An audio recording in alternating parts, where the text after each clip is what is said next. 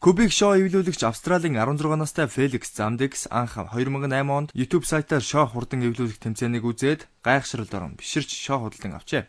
Тэр зундаа 1973 секундэд шоу эвлүүлсэн нь түүний хувьд хамгийн хурдан байжээ. 2009 онд Шинэ Зеландд усан тэмцээнд 1374 секундэд шоу эвлүүлж төрүүлсэн байна.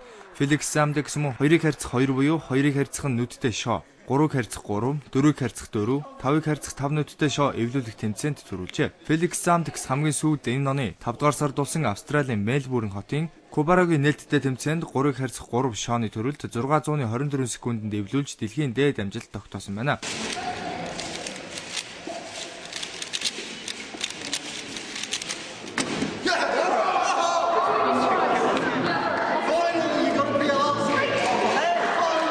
Харин нэг гараараа шоу эвлүүлэх тэмцээнд цолгоо гараараа 1100-ны 16 секундэд шоугаа эвлүүлж төрүүлсэн байна.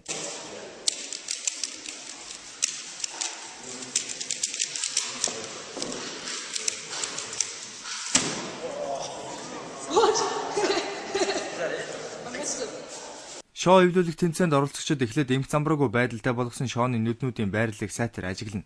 Бэлэн болсон үедээ шоугаа эвлүүлж эхэлдэг байна. Феликс Замдекс эхний оролдлогоороо 3-ыг харьцах 3 төрөлд 677 секундэд эвлүүлсэн байна. Дараагийн оролдлогоороо 665, харин эцсийн оролдлогоороо 624 секундэд эвлүүлж дэлхийн дээд рекорд тогтоосон байна.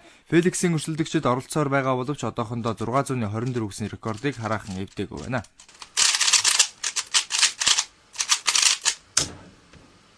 Феликс 4-ийг үржих 4 төрөлд 31.5 секундэд эвлүүлжээ.